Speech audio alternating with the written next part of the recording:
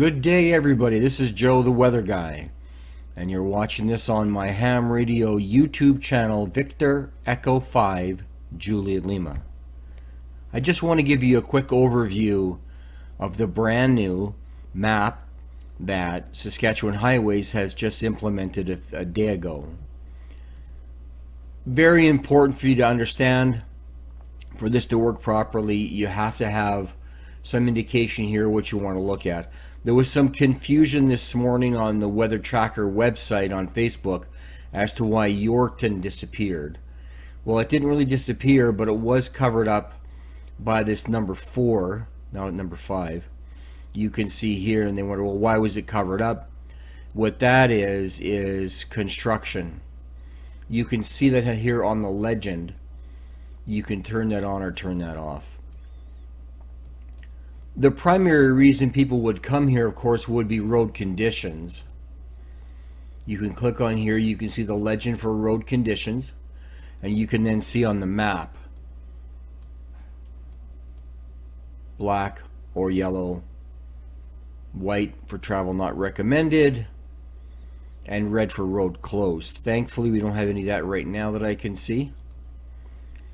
It's looking really good, looking really simple. You can see the conditions firsthand. I wish it would be in real time. It is not, obviously, but road closures, if there are any. It looks like there's a couple. Nothing really too concerned about. Incidences is if there's a situation where something has happened, and you can zoom in and you can take a look. The bridge is going to be closed until further notice. So that's always nice to know. I don't think you have to worry too much about the weights for what we want to look at. This is really cool. Cameras. The way they have this set up now is way better than it was before. So for example, if I want to go from a trip from Regina to Saskatoon, or maybe even Moose Jaw, I can click and look at the Moose Jaw camera and see a big hunk of snow on the lens. I can go further north to Davidson. What are the conditions in Davidson? Looks pretty good. Look at the roads, look really well. Doesn't look too bad, a little overcast. And I can go further north to Dundurn. Take a look and see that there's obviously sun coming up.